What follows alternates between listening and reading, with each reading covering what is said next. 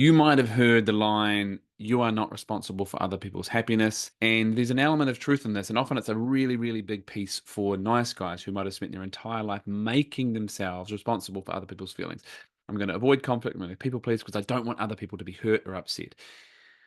Today, we're going to squash that, but we're going to give you a really key and critical piece that you can discern from this, differentiate, and actually apply to your life so that you can better navigate being hurt by others, hurting others, and all the disappointment and shit that can come around impacting with other humans, especially in our high stakes relationships. But first, hey legend, I'm Mike Campbell. I'm the anti-nice guy men's coach, and I help nice guys in building real, genuine self-worth, self-respect, crucially, and a solid sense of security. So you can actually bury your nice guy and get so much more from your life, from love, and the everyday.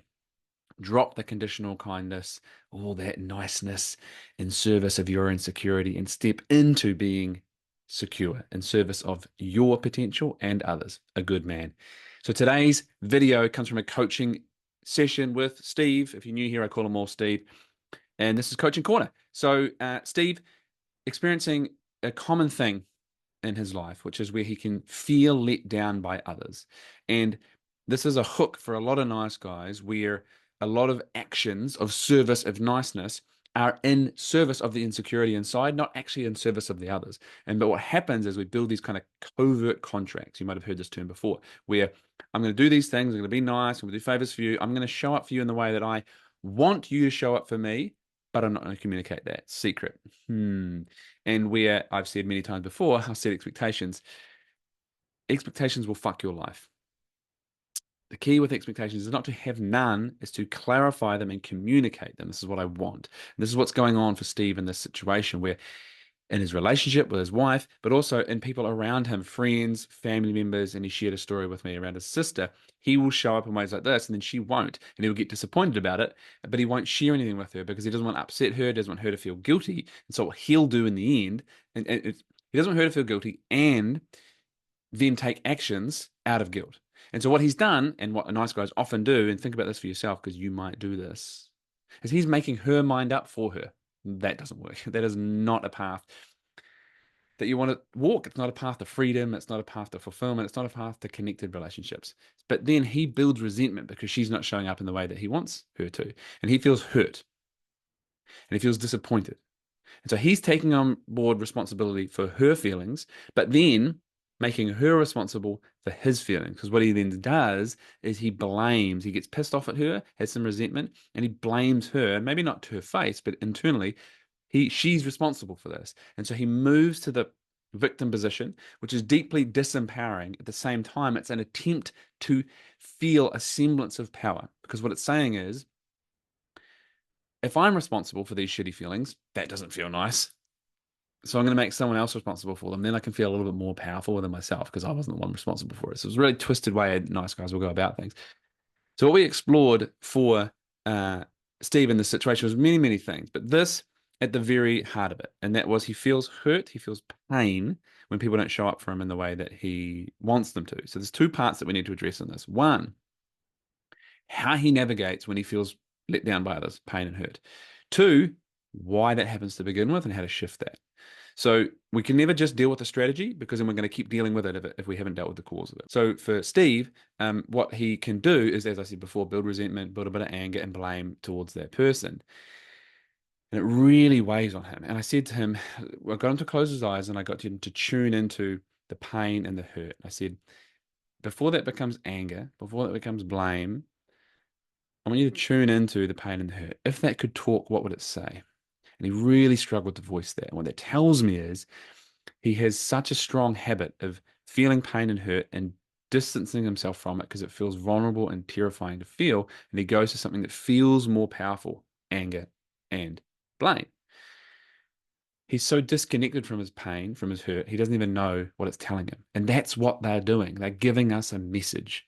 Essentially, that's coming in, which we got to in the end was, I don't feel important in this situation. This person doesn't, I don't feel like they are making me important. And we can dig into that, and we did, and you must. But here's the really key thing for Steve in this situation and for you, and that is what I do with my hurt certainly when it involves others. What I do with my hurt is my responsibility. If I keep making others responsible for that, I'm never faced with doing something about it. I never have to.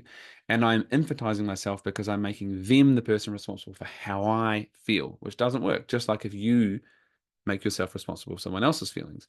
That doesn't absolve them of some level of input, right? Like I'm not responsible for how my wife feels, but I'd be foolish to think that I don't play a part in it. I have a responsibility to her, but I'm not responsible for her. I absolutely impact her in how I show up.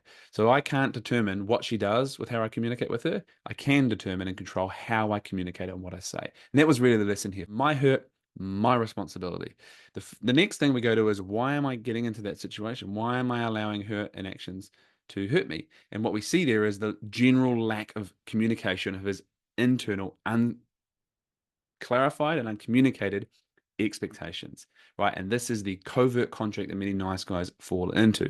I'm going to do these things for you so that you like me, so that you do them in return, right? The ledger. I do this, you do this for me. It's never going to work. The need here is to communicate what you need. And so one of the themes for Steve in this was that it doesn't feel like these important to them. And so if he's needing people to make him feel important so he can feel important himself, you might have experienced this yourself, you're always going to be a very disempowered position. So first of all, how do I remove the need for them to make me feel important so I can feel okay? Second, can I communicate clearly what I need from this person? In the case with his sister, it was, when you come to visit someone nearby, I would really like to spend time with you. What I've been doing is internalizing that and getting annoyed at you for not coming to see me when I haven't been communicating. I really want to spend time with you. If you're not able to come to see me, I would like to come to see you. Can we do it?